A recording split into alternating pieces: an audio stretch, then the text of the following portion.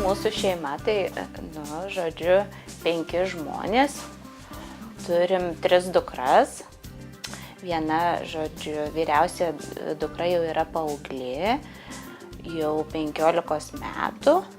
Toliau turim Urtę. 5 beveik su pusė.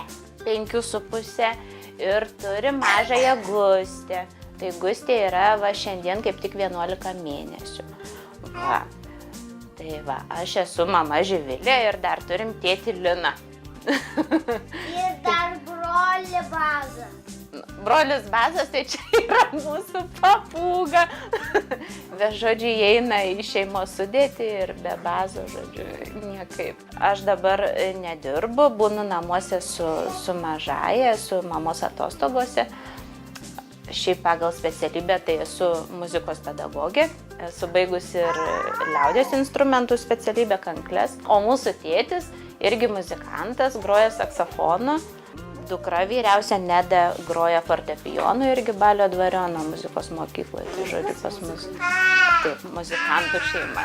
Mes čia atsikrausim prieš 10 metų, prieš 9, gal prieš 9. Va, iš tikrųjų prieš tai gyvenom mažam kambarėlį.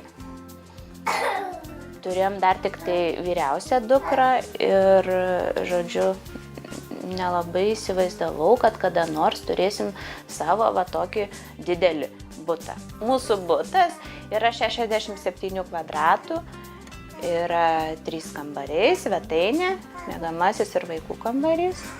Ir mes norim padaryti pakeitimus vaikų kambaryje.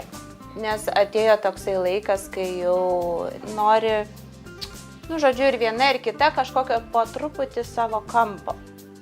Ir atėjo tokia mintis, kad būtų galima kažkaip šitą kambarį padalinti. Šitas kambarys remonto nematė nuo pat išsikraustimo į čia ir kuo toliau, tuo mažiau laiko man pačiam lieka. Tiesiog, nelieka laiko skirti tokiem darbam, laukia atostogų, per atostogas atostogauja, atostogos baigėsi ir toliau pradedi darbus.